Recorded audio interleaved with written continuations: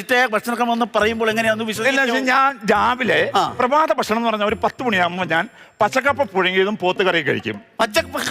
പോത്തുകറിയും? അതെ. കൊള്ളാം. ഉച്ചയ്ക്ക് ഞാൻ ലേശം ചോറുണ്ണും കേട്ടോ. ലേശം ചോറുണ്ണാൻ കേട്ടോ. ഉച്ചക്കെങ്കിലും ലേശം ചോറുണ്ണണം. അതെ. കറി എന്തായിരിക്കും? കറി ഞാൻ രാവിലത്തെ പോത്തുകറി ഇച്ചിരി അതിന്റെ കൂട്ടത്തിൽ കഴിക്കും. മിച്ചം ഉണ്ടായിരുന്നു? അതെ. കുഴപ്പമില്ല. പോത്ത് ഒലത്തി കഴിക്കും. ഒലത്തുണ്ടോ? ഒലത്തി കഴിക്കും. വൈകിട്ട് ഞാൻ 4 മണിയാകുമ്പോഴത്തേക്കും ഞാൻ ഇച്ചിരി ഉണക്കക്കപ്പ പുഴുങ്ങിയത് കോട്ടി ഒലത്തി നിങ്ങളുടെ കൂടി അതിന്റെ കൂട്ടത്തിൽ കഴിക്കും. കോട്ടി എന്ന് പറഞ്ഞാൽ ഇങ്ങനെ ചുമ്മാതല്ല, കുരുമുളക് ഇട്ടിട്ട് ഇങ്ങനെ. അത്താഴത്തിന് എന്ത് കഴിക്കും? അത്താഴത്തിന് ഞാൻ ചോറ് ഒഴിവാക്കും. അടിപൊളി. ചോറ് ഒഴിവാക്കും. എല്ലാരോടും എനിക്ക് അതൊരു ഉപദേശമായിട്ട് പറയണ്ട. രാത്രി ചോറ് ഒഴിവാക്കുന്ന നല്ലത്. കോശി ചോറ് ഒഴിവാക്കിയിട്ട് രാത്രി എന്താണ് കഴിക്കുന്നത്? 8ഓളം പൊറോട്ടയും 1/4 കിലോ ബീഫോ കഴിക്കും. ഇതിലിപ്പോ നീ ഒരു കാലം ചോറ് കയറ്റുന്നതായിരുന്നു കേട്ടോ. പക്ഷെ ഇങ്ങനെയൊക്കെ വേറെ കാര്യമുണ്ട്.